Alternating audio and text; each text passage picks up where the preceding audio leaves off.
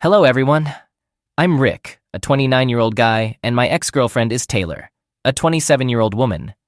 We were together for 3 years, and right on the brink of getting married, I stumbled upon a shocking revelation.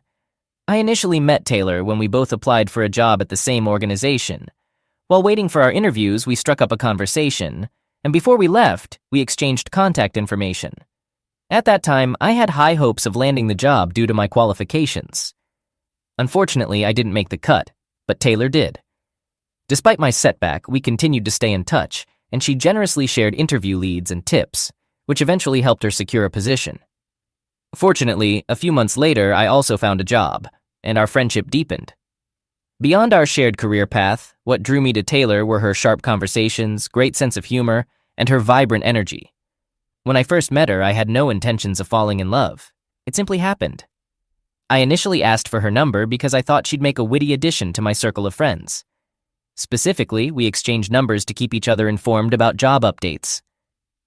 As time passed and we grew closer, our friendship evolved into a romantic relationship, and we dated for nearly 3 years. However, it was during this time that I uncovered something that ultimately led to the downfall of our relationship. During the time we were dating, Taylor and I shared a living space for a year. However, after that first year, she expressed her desire to move back in with her best friend. Her reasoning was that since we'd eventually live together after getting married, she wanted to enjoy her single life with her best friend. I didn't see any issue with it and was happy to give her the space she wanted. She'd visit me on weekends and occasionally stay over, effectively dividing her time between my place and her best friend's. She maintained this back-and-forth routine. We were a strong and impressive couple, and even without openly declaring our relationship, it was evident to people based on our behavior when we went out together. I had previously been in a committed relationship that ended poorly, leading me to decide to take a break from romance. However, everything changed when I met Taylor. Throughout our relationship, I wholeheartedly supported her in all her endeavors. I encouraged her to pursue courses, work diligently, and invested my all into her. By the second year of our relationship, I was certain she was the woman I would marry because she checked all the right boxes. She knew how to care for and love me, and she handled various aspects of our relationship admirably. During our first year living together, we split expenses and responsibilities equally. However, once she began shifting between my house and her best friend's, the arrangement of sharing bills came to a halt. During our special occasions like anniversaries and her birthdays, I gave her gifts I knew she'd love just to make her happy. Honestly, she was my top priority all the time. I made sacrifices and did everything I could to maintain our happy relationship. I wasn't doing this out of desperation to be with her, but because I deeply valued our relationship and wanted it to be full of peace and happiness. I have a vivid memory of this. Before Taylor began swapping houses with our best friend one night, while watching a movie, she suddenly asked me a strange question. She wanted to know my thoughts on open relationships. I jokingly said that people in open relationships might not be in love with each other, and we both laughed. She got offended and tried to argue against my statement. She went on to tell me about many couples in open relationships who loved each other deeply. She accused me of being old-fashioned, but I didn't take it seriously and changed the subject. On another occasion, while we were having dinner together, she brought up the idea of us having an open relationship. At first, I thought she was teasing me, but when I saw her serious expression, I realized she was sincere. Right then and there, I rejected the idea of having an open relationship and told her I'd rather stay single than go down that path. After that day, she never brought it up again, and I didn't dwell on it either. Before our relationship even began, I told Taylor that the one thing I couldn't stand in a relationship was a partner who cheated or lied. I made it clear that I wouldn't forgive her if she ever cheated on me. I kept repeating this because of the pain I had experienced in my previous relationship. I didn't want to give my heart to her only for it to be broken by infidelity. So, I was determined to do my part to ensure our relationship remained strong. After Taylor moved out, I noticed a change in her behavior. It started with her frequently canceling our dates. We had a tradition of going out every Friday evening, whether it was for a casual walk in the park, grabbing food from a truck, or dining at a nice restaurant. Since she no longer lived with me, the plan was for her to come to my place and we'd go out together. However, she began making me wait for hours. When I called her, she either didn't answer or asked to reschedule because of supposed urgent matters. Sometimes she would cancel just minutes before we were supposed to meet, claiming she thought she had informed me earlier. Looking back, I should have realized something was amiss, but I believed all her explanations. I even encouraged her to work less since most of her excuses seemed to revolve around her job. Despite the frustration of her frequent cancellations, I didn't take it to heart because I considered myself the understanding boyfriend. A year after she moved out, Taylor and I grew distant, even though we lived in the same town. It felt like we were in a long-distance relationship because she had received a promotion at work, which consumed more of her time. She started traveling frequently with her team, and our face-to-face meetings became rare when she was in town. Our primary means of communication became WhatsApp messages. Sometimes, I sent her messages that went unread as she continued to update her WhatsApp status. When things became unbearable, I reached out to her best friend, but it didn't lead to any changes. Later, I had a conversation with Taylor about our fading relationship. She attributed it to her demanding work schedule, which struck me as odd because her job shouldn't have required so much time. Even freelancers managing multiple clients seemed to have more free time than Taylor. After our talk, Taylor promised to make improvements, and she did for 2 months. She called more frequently, responded promptly to my messages, and kept me informed about her daily life. She even resumed spending weekends at my place after a long absence. Her changes brought happiness, and I began to feel like we were getting back on track. I didn't want to hinder her progress, so I refrained from suggesting she find a new job. Instead, we worked out ways to manage her busy schedule. At this point, I believed it was time to take a significant step. Taylor had never mentioned marriage, and I assumed she wanted me to broach the subject as the man. So I purchased an expensive engagement ring and planned to propose the next time she visited for the weekend. On that particular weekend, when she arrived on Friday as she usually did, we decided to dine at an upscale restaurant, and I brought the engagement ring with me. However, something inside me prevented me from proposing to her there as I had planned. Later that night, when we returned home, she dozed off in the middle of our Friday movie night. I could tell she was exhausted because she had been complaining about tiredness since she arrived at my place. Out of love, I guided her to the bedroom and tucked her into bed. When I returned to continue watching the movie we had started, I noticed her phone was lodged in the old couch cushions, so I retrieved it for her. While I watched the movie, I contemplated checking her phone, but I resisted the urge. In the early stages of our relationship, we used to freely access each other's phones because we had nothing to hide. After some internal debate, I decided to grab her phone, but it required her fingerprint for access. To be honest, I was too lazy to go back to the bedroom to get her fingerprint, and I was making an effort not to be overly nosy. However, my curiosity got the best of me, and when I finally unlocked her phone using her fingerprint, I was taken aback by what I discovered. My initial destination was her call log. Aside from our conversations and those with her best friend, I wanted to see if she was regularly in contact with someone else. My search didn't get far because I came across a contact labeled as Daddy. This was perplexing because her father had passed away, and she wasn't particularly close to any other older family members except her mom. I was sure it wasn't my number either, as my contact was saved with my name just above it. She had exchanged calls with this Daddy 3 times during the day and shortly before arriving at my apartment that evening. Driven by curiosity, I checked her WhatsApp to find this contact, and there it was, right at the top of her messages. She had unread messages from Daddy because she had fallen asleep. When I opened these messages, I realized they had been communicating throughout the evening, even while we were at the restaurant. At first glance, I could tell something was off about their chat because of the emojis they used. So, I decided to go through their entire conversation from the beginning. To my shock, I discovered that Taylor was in a relationship with her boss while we were still together. According to what I read, she told her boss that she was in an open relationship with me until we got married. Their conversation went back a long way, and I got chills when I realized their relationship had started around the same time she began asking questions about open relationships. That's not all. Taylor had undergone an abortion for him once, and she received significant compensation, including a promotion at work. I was devastated and wished I could unsee everything I had read.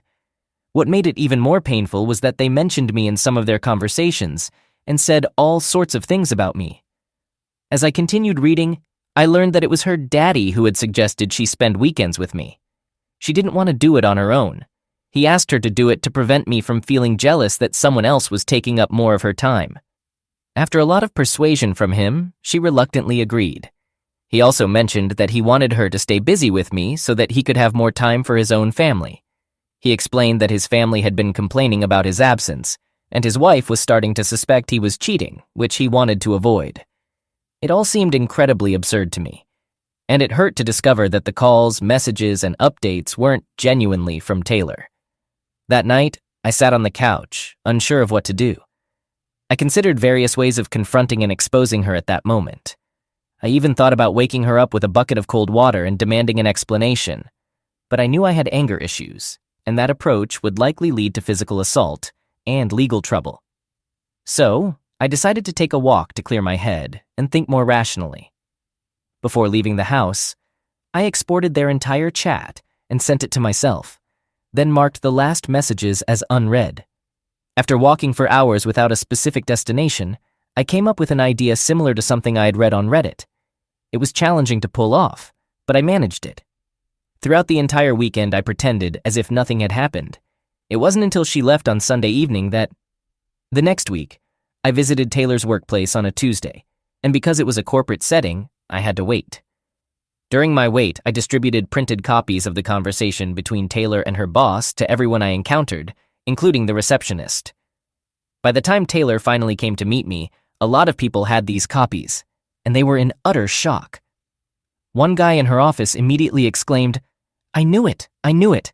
I kept telling you all that something fishy was going on, but you said I was just talking too much."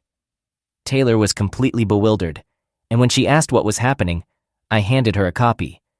As soon as she glanced at it, she threw the copy aside and attempted to grab me. With what I had done, I knew the news would reach the HR department, potentially jeopardizing her job.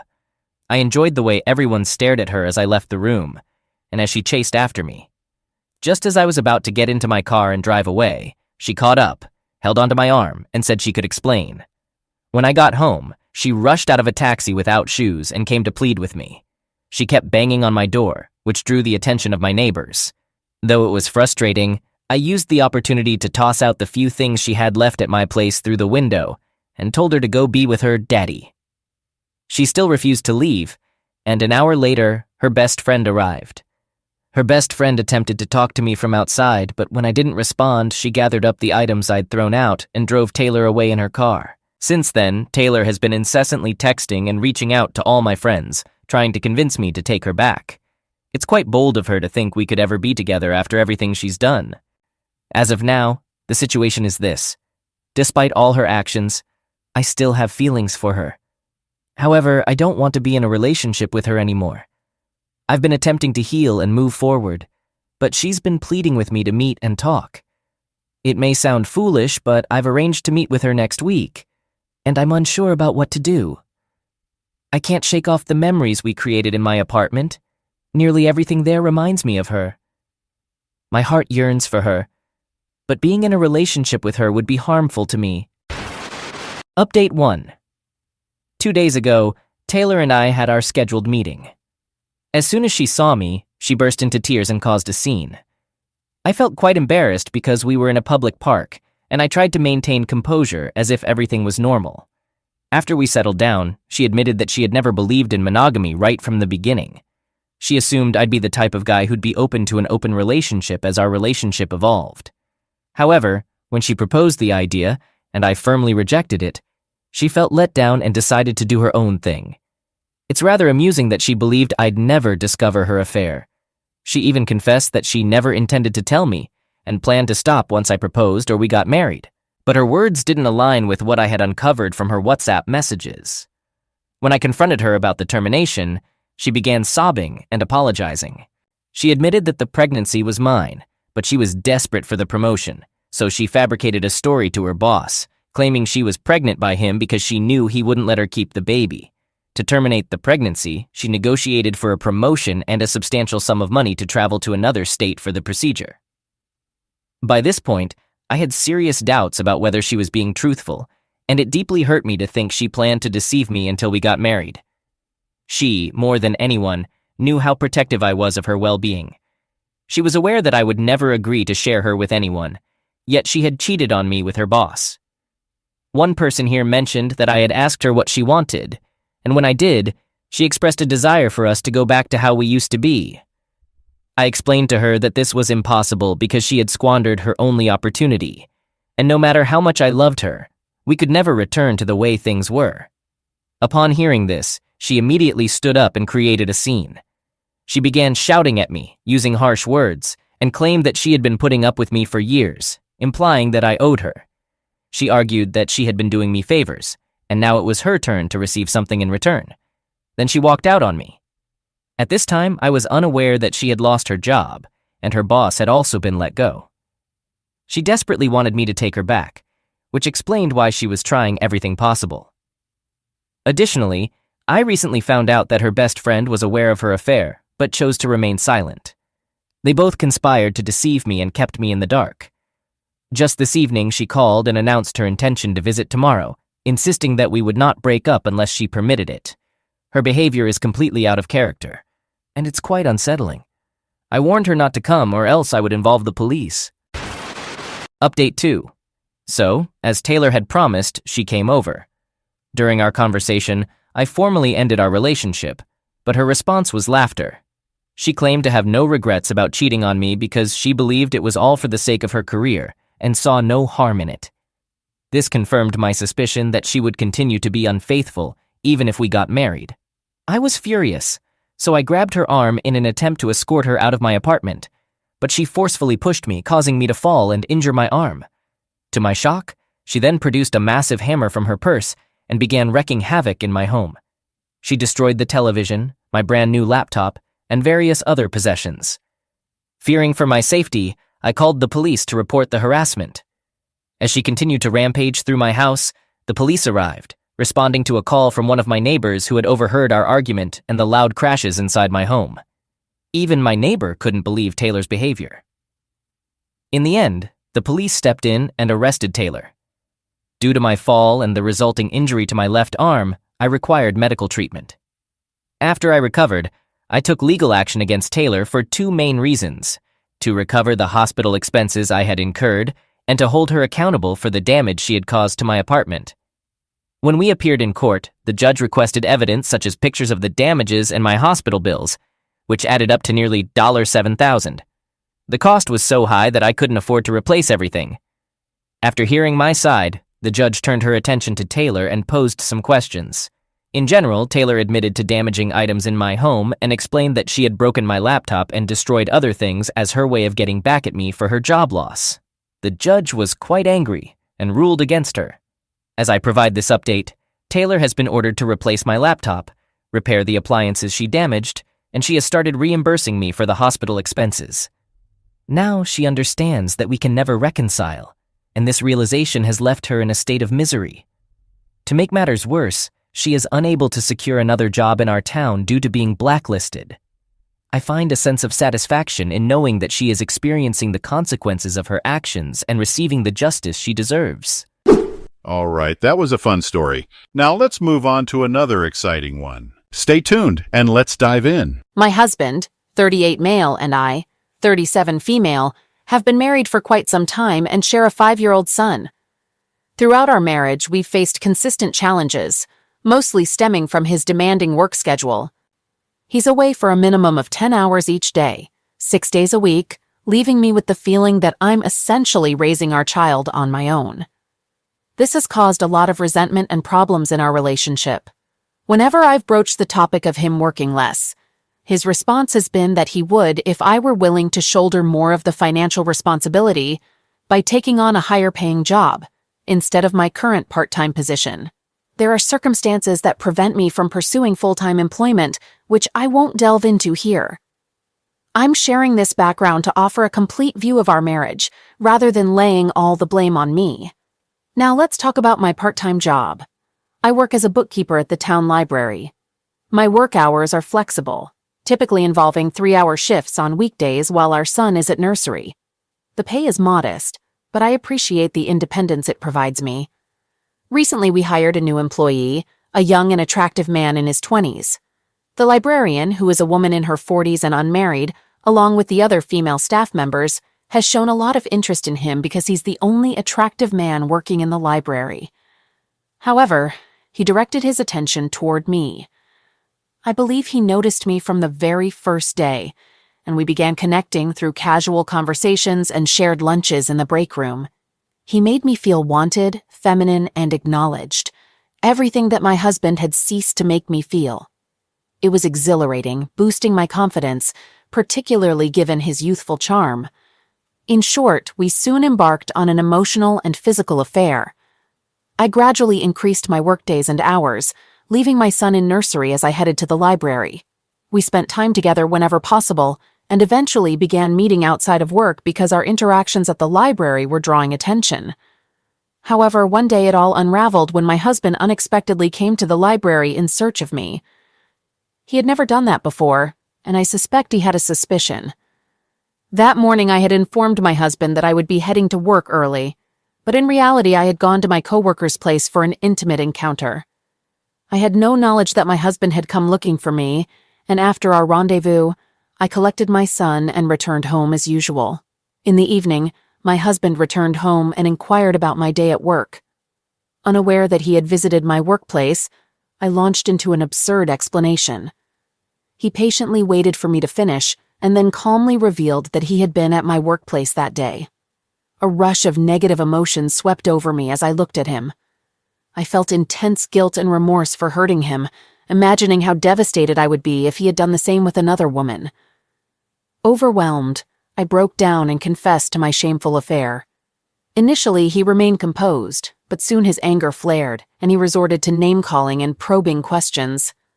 I answered some of his inquiries, such as the reasons and duration of the affair, but found others inappropriate and uncomfortable to address. Amidst my tears, I expressed my willingness to work on our marriage and regain his trust, but he sat motionless. That night, I slept on the couch, feeling incredibly vulnerable. The following day, he expressed his desire for me to leave the house. He described me as repulsive and insisted that I should depart, allowing him and our child to be on their own. I moved out the next day, settling into my parents' basement. My parents were appalled by my actions, and I received harsh criticism from my mother-in-law, who used derogatory language to describe me. I am currently unsure of what steps to take. I miss my child, my home, and my husband deeply. All I truly desire is to return to my previous life. I don't hold him responsible for his emotions, and I never had any intention of causing him harm. Even though it may seem strange, the affair was something I felt I needed for myself. Nevertheless, I'm beginning to experience resentment once more. Based on what my mother-in-law mentioned, it appears he's contemplating ending our marriage, and it seems like both our families are supporting his decision. I'm uncertain about how I'll cope with a divorce. I anticipate that my coworkers won't be sympathetic when they learn about it, and I dread the public scrutiny. Edit. If you're inclined to engage in immature behavior, please abstain from commenting on posts where individuals are seeking relationship advice from mature adults. My ex-partner and I first met in high school, had our only daughter after college, and tied the knot a year later. Initially, everything was wonderful, but over time, our relationship grew stagnant. We faced a dead bedroom situation and coped with the typical challenges of a long-term marriage. Unfortunately, I made a selfish choice that set everything ablaze. I began an affair with a man from my gym. It all started with harmless flirting, which eventually led to him giving me his number. From there, it escalated to sexting, secret meetings, and eventually, a physical relationship. Things took a turn for the worse. I would invite him over when my husband was working late or claim I was at work while spending time at his place. About a year into the affair, my daughter graduated from college and moved back home. I can't recall exactly how she found out, but she confronted me about the possibility of me cheating on her father. At first I tried to lie, but my deception was failing. In the end, I concocted a false tale about my unhappiness, which wasn't entirely true, and explained that I loved both her father and my affair partner, and this was my way of finding happiness while allowing her father to be happy too. Surprisingly, my sob story worked, and she agreed to keep it a secret. Her only stipulation was that I couldn't bring him to our home, so I continued to meet with him at his place. One day, while I was asleep, my ex-partner went through my phone and discovered everything. all my conversations and pictures with my former affair partner, XAP. He also stumbled upon the conversation where I mentioned that my daughter was aware of the secret. This led him to read the texts with my daughter, where she expressed her desire for my happiness. In the following week, I noticed a change in his behavior. He barely engaged with my daughter and me, responding with monotonous yeses, nos, or I don't cares. This situation deeply affected my daughter, as they had always been close, and she began to worry that he had found out about the affair. Then, one day, while my daughter and I were watching TV, he arrived home, placed some papers in front of me, and calmly stated that he wanted a divorce. He revealed that he was aware of my affair and even mentioned the name of my former affair partner, AP. I asked our daughter to leave the room, but he insisted that she should stay, reminding us that she wanted me to be happy. My daughter and I were both devastated and begged him for forgiveness. He yelled that he wanted a divorce and urged me to sign the papers quickly so he could exit our lives, as he believed I obviously didn't love him and that he obviously wasn't a good enough father for our daughter to be involved in such a situation. Then he left. The divorce process lasted around 9 months. I repeatedly pleaded with him to consider reconciliation, or at the very least to forgive our daughter. However, he remained steadfast in his decision to have no involvement with us. Since then, neither my daughter nor I have had any contact with or seen him. She has attempted to reach out through texts and calls, but he consistently ignores her. Our relationship has also suffered greatly during this time. She went through a severe bout of depression, and we've had some explosive arguments. She has expressed regret over covering for me, saying she should have informed her dad as soon as she found out. She's used harsh words, calling me every name in the book and deeming me the worst mother ever, believing that I've ruined her life. I ended up with the house, as it had belonged to my parents previously. She moved out to live with her friends and only communicates with me when she needs something, visiting solely for quick item retrievals. I've shattered everything, and now I have no one. It's been 3 years, and I deeply miss my ex, but there are 2 significant obstacles. He despises me, and he's remarried with an adopted baby, making reconciliation highly unlikely. To the best of my knowledge, he still doesn't communicate with our daughter. Is there anything I can say to him to facilitate contact with her? Is there any way to mend my fractured relationship with my daughter? Or is everything irreparably damaged? I'm utterly lost.